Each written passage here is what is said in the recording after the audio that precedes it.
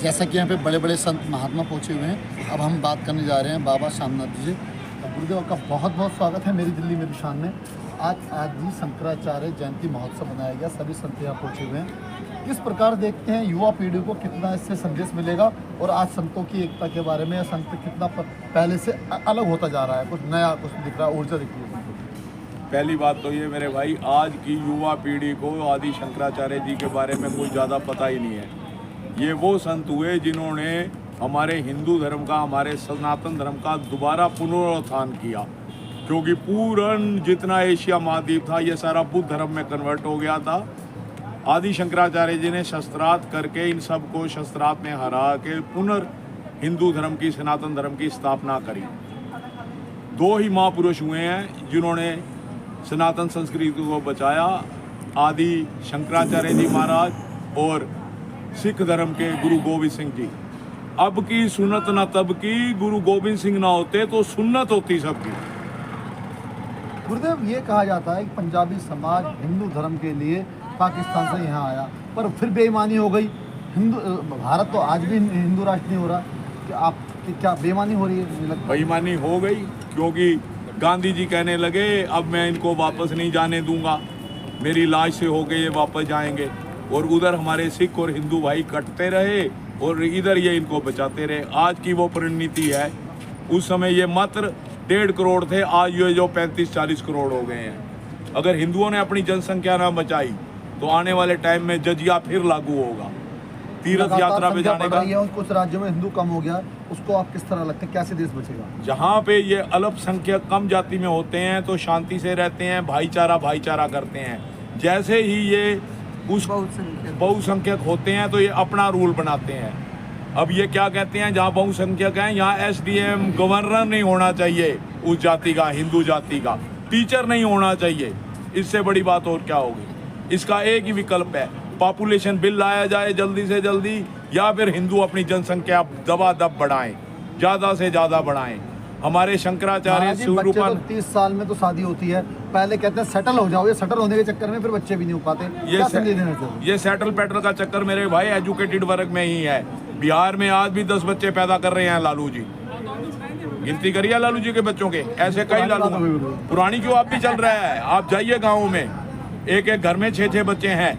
अगर आज हमारा हिंदू धर्म बचा हुआ है तो इन गरीब लोगों की वजह से ही बचा हुआ है, क्योंकि अमीर लोग तो एक बच्चे को भी भारी मानते हैं, एक बच्चे को भी भारी मानते हैं। तो कुछ लोग कहते हैं कि ये जो बड़ी बड़ी कोठे बना रहे हैं, पैसे कमा रहे हैं, मुस्लिम कहते हैं ये आप हमारे लिए कर रहे हैं, कल को इनमें हमारे बच्चे रहे हैं। बिल्कुल ठीक कह रहे हैं, कोई झूठ नहीं है इसमें, क्योंकि 28 साल लग गए बाबरी मस्जिद को हिंदू धर्म में, राम मंदिर में कन्वर्ट करने में।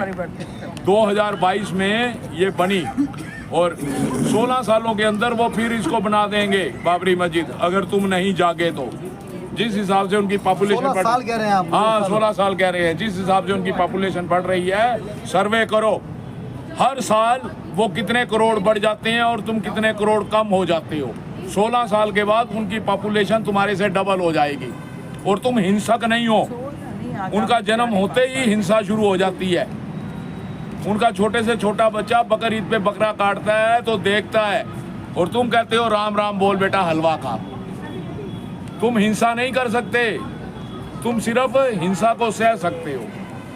गुरुदेव हमारे महाराणा प्रताप हैं, गुरु गोविंद सिंह हुए, शिवाजी राजे हुए, जो देश के लिए अपनी कुर्बानी दी, वीर थे। हुए कह रहा भैया, हुए।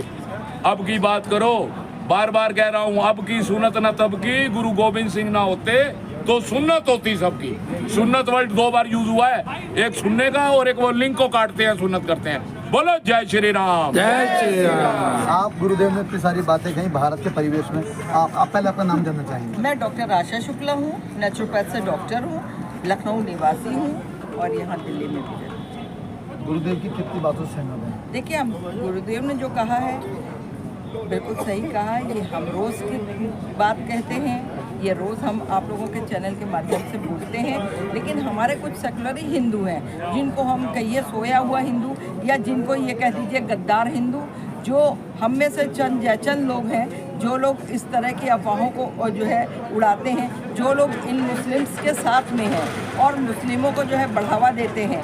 और आज की तारीख में इन्होंने जो हमारे गुरुजी ने जो बोला अभी कि 16 साल, मैं 16 साल की बात नहीं कर रही हूँ, मैं आगामी चुनाव के बाद अगर हमारे मोदी जी और योगी जी नहीं आते हैं, कमल जो है पूर्ण बहुमत से नहीं खिलता है, तो ये हमारे चंद गद्दारों की वजह होगी ना खिलने देने की। और वो दिन दूर नहीं होगा कि जिस दिन जो है हमारे यहाँ जो अभी हो रहा है ना कि वक्फ बोर्ड हमारे सबकी संपत्तियों पे कब्जा करेगा। बड़ी बड़ी कोठी है, बड़े बड़े बंगले हैं, बड़े बड़े आपके खेत है, बड़े बड़े आपके बाग हैं, इन पे सब पे ना कब्जा करे तो मेरा नाम आप बदल दीजिएगा। और दूसरा, हमारे जो है सर तन से जुदा हमारे यहाँ के पुरुषों का और हमारे भाइयों का और बच्चों का होगा मेल पर्सन में, और फीमेल पर्सन्स को ये लोग घसीट के जैसे जम्मू में हुआ था, जम्मू से बुरा हाल ये लोग यहाँ करेंगे कि एक पे 50 एक महिला पे 50 वो होंगे। इनके यहाँ तो जब 6 साल की बच्ची के साथ जो है निकाह कर लिया जाता है और 9 साल की बच्ची होती है तो उसके साथ में सुहाग रात मनाई जाती है। ये हमारे यहाँ नहीं होता। हमारे यहाँ जो है बेटी है, वो बच्ची 6 की हो चाहे 16 साल की हो, ठीक है। माँ बाप जब उसका विवाह तय करते हैं तो उस बच्ची का विवाह होता है। इनके यहाँ तो सगा बाप सगी बेटी के साथ निकाह कर लेता है, ठीक है। माँ जो है अपने बेटे के साथ निकाह कर लेती जिसको जन्म दिया हुआ होता है, जबकि इनके यहाँ कहते हैं दूध का बराव है, वो दूध का बराव कहाँ चला जाता है? बाप जिसके अंश से वो बच्ची पैदा हुई है, तुमको उस समय शर्म नहीं आती है कि ये इसमें मेरा अंश है और जो है मैं उसी के संग निकाह कर रहा हूँ। इन लोगों ने यहाँ ये कोई विवाह या कोई वो नहीं करा है। धर्म सिर्फ हिंदू और सनातन धर्म है, बाकी सब पंथ हैं, ये सब कोई धर्म नहीं है। और इन लोगों ने वहशीपन सीखा, दरिंदगी सीखी है। इन लोगों ने कोई भी इंसानियत नाम की चीज़ नहीं सीखी। हिंदुओं के संग रह के भी इन लोगों के अंदर हिंदुओं की एक भी कण नहीं आया हुआ है। ये है मुस्लिम। और जिनके पर शनि चढ़ जाए उसको उतारने का काम करने वाले हमारे दाती महाराज। बगल में हमारे दिल्ली संत मंडल की पूर्व अध्यक्ष, संत महामंडल की दीदी चली गई क्या? महामंडलेश्वर हरिओम गिरी जी महाराज और दाती जी संत समिति के दिल्ली के प्रदेश अध्यक्ष हैं। इसके अतिरिक्त नीचे श्रद्धेय अशोक तिवारी जी, मंच पर धर्म नारायण शर्मा जी, जिनके बारे में इतना ही कह सकता हूं कि सनातन हिंदू धर्म के संत समाज के इंसाइक्लोपीडिया है। इस देश की व्यवस्थाओं को समझने के लिए, क्योंकि आज जो भी चर्चा हुई, शुरू से जितने भी वक्ता थे, सामान्यतः जब हम दर्शन की चर्चा करते हैं तो दीदी खड़ी हुई, कहा कि सही कहा सोमनाथ जी ने, भारत राष्ट्र नहीं था, इसलिए सुदूर बांग्लादेश पूर्व में पैदा होने वाले अपने औलाद का नाम सुदूर पश्चिम समुद्र के तट पर सोमनाथ मंदिर के नाम पर, बाबा सोमनाथ के नाम पर एक बंगाली माँ ने आपका नाम सोमनाथ चटर्जी कैसे रख दिया? राष्ट्र हो गए।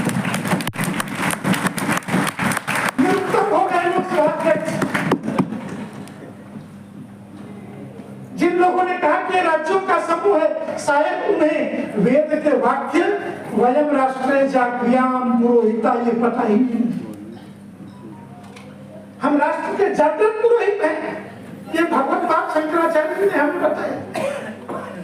और ऐसा नहीं था कि भगवत पाद शंकराचार्य के पहले सन्यासी नहीं थे, सन्यासी थे, बिखरे हुए थे, परंपरा नहीं थी, अध्ययन करते थे, दर्शन था। और दर्शन के गुणता पर जब हम चर्चा करते हैं तो मैं सभी कुछ संतों से एक ही बात कहता हूं, महाराज 1947 के 14 अगस्त की उस काली रात से पहले भी पाकिस्तान और बांग्लादेश वाले हिस्से में बहुत सारे मठ थे जहां वेदांत की चर्चा होती थी। आज कोई बचा नहीं है, और वो भी नहीं बचे कि जो अपने को गुरुओं की संतान बताने वाले लोग हैं और भारत में निहंग के देश में अराजकता तो फैलाते हैं, लेकिन मुख्य ग्रंथी की बेटी का इस्लाम के आतंकवादी अपहरण करके ले जाते हैं तो बोलने की हिम्मत नहीं कर सकते। ऐसी वीरता काहे की किस काम की है?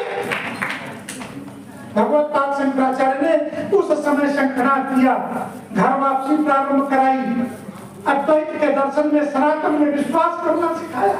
जिस समय 4% सनातनी बचे थे और बाकी पूरा जो सोकाल अखंड भारत जिसको कहते हैं, मैं अखंड और खंड की बात ही नहीं करता, कब वो भी आने वाला है। मैं तो इतना ही कहता हूँ उन सबसे कि अगर तुमने पाकिस्तान नहीं बनाए होते और पाकिस्तान बनाए भी तो मंदिर नहीं तोड़े होते, मूर्तियां नहीं तोड़ी होती, शंकराचार्य का अपमान नहीं किया होता, तो आज वहाँ ननकाना साहब गुरुद्वारे जो लोग जा रहे हैं, पुष्ट सूचना है कि उनसे कहा जा रहा है कि भाई यहाँ पैसा मत चढ़ाओ, गुरुद्वारे में आ ही रहे हो तो 10 किलो आटा लेते आओ। जो लोग कश्मीर मांगते थे आज वो आटा मांग रहे हैं। इस औकात पे लाके खड़ा कर दिया है वर्तमान की भारत सरकार ने। इसलिए हमें कुछ चीजों को जो भारत राष्ट्र की कल्पना है, दक्षिण में आचार्य दिए हैं तो उत्तर में अवतार दिए हैं। उत्तर के अवतारों की व्याख्या, उनकी स्तुति, उनके स्त्रोत्र सारे आचार्य दक्षिण के हैं, भगवत्पाद शंकराचार्य हो या रामानुजाचार्य हो। ये सभी आचार्य और अवतार के बीच की जो कड़ी है वो एक ही शब्द है, वो है राष्ट्र, जो राष्ट्र के होने का पुख्ता प्रमाण देता है। इसलिए हमें इन वामपंथियों के चक्कर में नहीं फंसना। और जो लोग समझा रहे थे कि ये राज्यों का समूह है, उनको बता दीजिए कि भगवान श्री कृष्ण का महल द्वारका में समुद्र के अंदर विलीन है और उसी महल में उनका पोता अनिरुद्ध पैदा हुआ। लेकिन सपने में असम के सुदूर हिस्से सोनितपुर के इलाके में सहस्त्राबाहु की पुत्री उषा ने रात में स्वप्न देखा। और जिनको भ्रम है कि चित्रकारी नहीं है, आज अपराधियों के स्केच जो बनाए जाते हैं, रात के सपने के आधार पर उसने अपनी सहेली चित्रलेखा से कहा कि चित्रलेखा, मैंने रात के सपने में एक सुंदर सा राजकुमार देखा। क्या कैसा राजकुमार था? बताती गई और चित्रलेखा स्केच बनाती गई तो बताया तो भगवान श्री कृष्ण का पोता अनिरुद्ध है। उषा और अनिरुद्ध की कथा सुदूर पूर्व से लेकर के सुदूर पश्चिम द्वारका तक की क्या इस राष्ट्र के एक और अखंड होने का प्रमाण नहीं है? क्या जामवंती और रुक्मिणी ये दोनों मणिपुर पूर्वोत्तर भारत के हिस्से से आती है और भगवान श्री कृष्ण के द्वारिका के महल में विराजती थी? क्या इसके राष्ट्र होने का प्रमाण नहीं है? एक क्या 1947 के बाद जो लोग राज्यों का समूह बता रहे हैं, ऐसे लोगों को 47 के बाद राज्यों का विलय, ये कहानी जो सुना रहे हैं, ये छोटे छोटे रियासतें थी जिनके विलय हुए थे। लेकिन राष्ट्र एक सांस्कृतिक इकाई है, राष्ट्र एक आत्मा है। और अद्वैत के आधार पर एक राजनीतिक दर्शन का चिंतन किया जिनका नाम था पंडित दीनदयाल उपाध्याय। उस दर्शन का नाम था एकात्म मानववाद। और दीनदयाल उपाध्याय जी को जब ग्रंथ लिखने को कहा गया तो कोई ग्रंथ नहीं लिखा, तो छोटी छोटी पुस्तक लिखी। एक का नाम है चंद्रगुप्त और एक का नाम है शंकराचार्य। शंकराचार्य आधुनिक भारत राष्ट्र के अध्यात्म के राजा हैं और चंद्रगुप्त आधुनिक भारत राष्ट्र के राजनैतिक राजा हैं। इसीलिए दो पुस्तकें अध्यात्म के आधार पर राष्ट्र का चिंतन करने की प्रेरणा, एकात्म मानववाद, अद्वैत को राजनीतिक धारा में ढालने का जो काम किया वो अद्वैत वर्सेस एकात्म मानववाद की चर्चा में से आपको मिल जाएगा। आज एकात्म के आधार पर शासन करने वाले नरेंद्र मोदी पिछले 75 वर्षों में जो चर्चा देश में नहीं हुई है, श्रद्धेय प्रधानमंत्री को मैं साधुवाद देता हूँ। जिस बात की चर्चा हुई, दुनिया की अर्थव्यवस्था किस आधार पर चलती है? एकात्म मानववाद जो पंडित दीनदयाल उपाध्याय के दर्शन की दत्तोपंत ठेंगड़ी जी ने व्याख्या की, उसका आधार क्या था? तो धर्म आधारित अर्थव्यवस्था। पूरे दुनिया में अर्थव्यवस्था के सिर्फ दो ही आधार हैं, एक है मंदिर केंद्रित अर्थव्यवस्था और मंदिर केंद्रित, और दूसरा है वेपन्स ड्रग्स एंड सेक्स। दुनिया में वेश्या बाजार खड़े करो, दुनिया में नशीली दवाओं का व्यापार करो, और दो देशों को लड़ाने के लिए एक विश्वविद्यालय बनाओ, विश्वविद्यालय में एक कुर्सी बनाओ जहां पे 100 का प्रोफेसर चर्चा करेंगे कि इस देश का दुश्मन ये देश कैसे है। हमास ने हमला कर दिया इजराइल में, इजराइल ने हमास को ठोकर फिलिस्तीन को मिट्टी में मिला। आपका शुभ नाम? मेरा नाम इंद्रदेव। इंद्रदेव जी, एक बात जानना चाहूँगा। आज से लगभग ये मान लीजिए आज़ादी से पहले प्रत्येक धर्म में सिर्फ एक सरदार हुआ करता था, जिसे हम सरदार जी कहते थे। हिंदू सनातन की और हिंदू धर्म की गारंटी होता था उस परिवार की, उस आसपास के एरिया की रक्षा करने के लिए। आज प्रत्येक परिवार में सिख भी नहीं है, और मुझे लगता है जितना सम्मान पहले रात को मिलता था तो जान दे देते थे अपने साथ के लिए। आज वो लाइन भी तोड़ दी गई है, जबकि वह होता ये था कि हिंदुओं की संख्या बढ़ी थी देश में, आज कम होती जा रही है, और सुरक्षा की कोई दृष्टि से कोई ऐसा मुझे नहीं हो रहा है, तो उसका क्या उपाय चाहिए? देखिए, जब तक हिंदू एकजुट नहीं होगा ना, तब तक उसका कोई उपाय नहीं है। सबसे पहले तो जातिवाद में बटे हुए हिंदू आपस में, हम बनिया हैं, तेली हैं, गुज्जर हैं, जट हैं, है ना, हर तरह का जात, माने अलग अलग नीच जो है ना, अगर नीच है कोई अगर जाति में, तो वो अपने से भी नीच ढूंढ निकाल लेता है। अच्छा, उसके बाद में जाति के बाद आ जाइए, इधर स्टेट वाइज बटे हुए हैं। स्टेट वाइज स्टेट अलग अलग स्टेट, मेरा राजस्थान भवन है, मेरा हरियाणा भवन है, मेरा बिहार भवन है। उसका कोई बाल बच्चा का शादी होगा तो वो वहाँ से भगा देगा, उसको नहीं करने देगा। वो वहाँ से करेगा तो घमंड से बात करेगा, वो करेगा तो अपना पैतरा दिखाएगा। तो इस टाइप से स्टेट वाइज जो बट गए हैं, फिर जातिवाद बट गए हैं, कहाँ से एकता आएगा? हिंदू खुद अपना जो है ना, अपना माने अपना पैर में कुल्हाड़ी मारने के लिए खुद हिंदू जो है ना, खुद अपना जिम्मेदार है। कोई दूसरा बाहर का आदमी नहीं उसको नष्ट कर रहा है, या उसको खत्म कोई नहीं कर रहा है, वो खुद खत्म हो रहे हैं अपना कुकृत्य के कारण। अपने जात में क्यों बटे हुए हैं मेरे भाई? आज जो है ना, ये सिर्फ व्यवस्था है, वर्ण व्यवस्था है, ये जात नहीं है।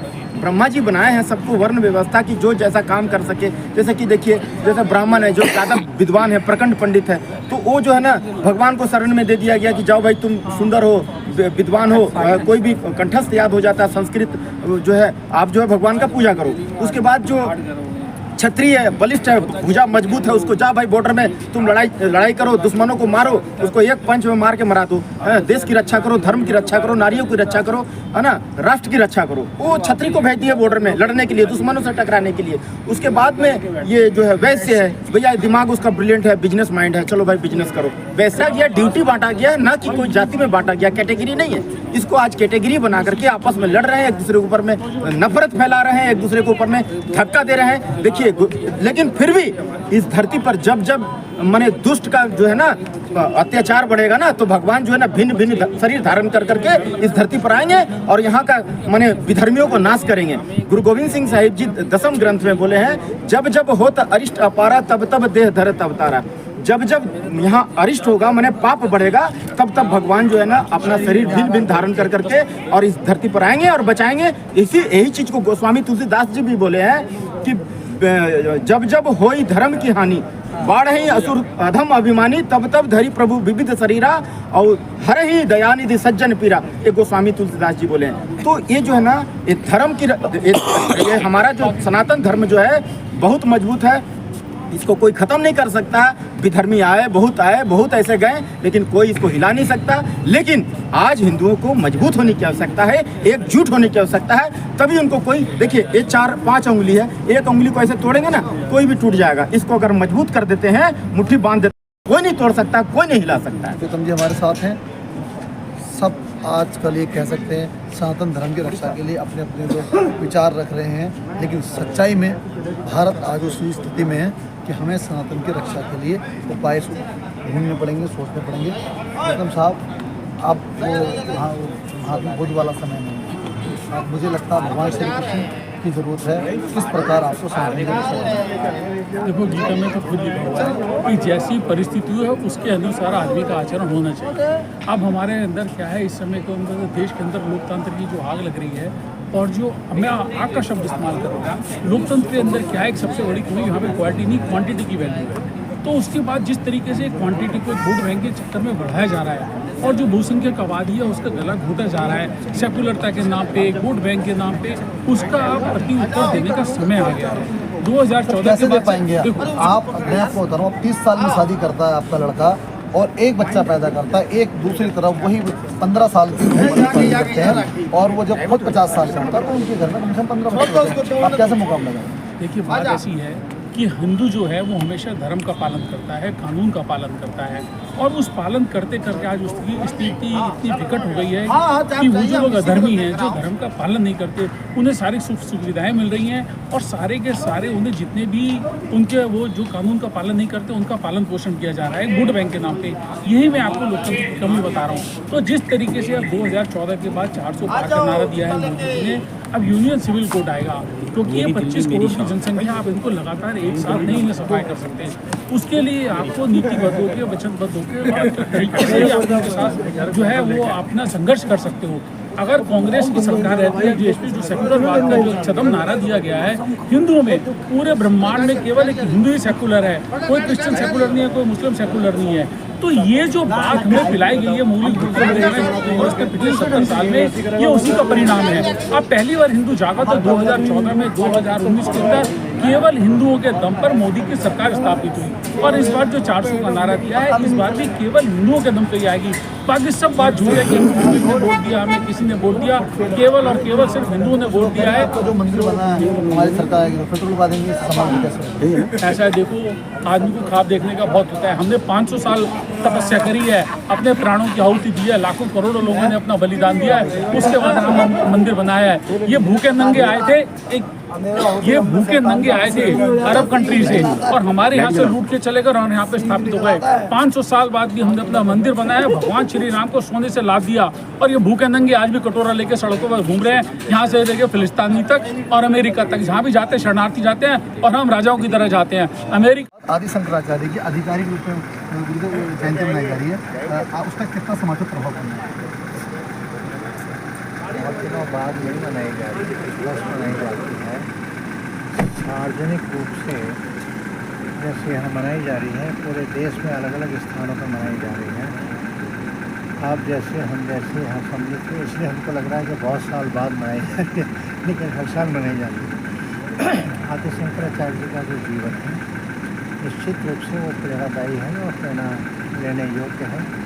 निश्चित रूप से जो आते हैं श्रोता के रूप में सुनते हैं तो कुछ न कुछ उनके जीवन में उस उनके जीवन की जो बिंदु है, छाया है, प्रसंग है, तो निश्चित रूप से परिणाम देते हैं।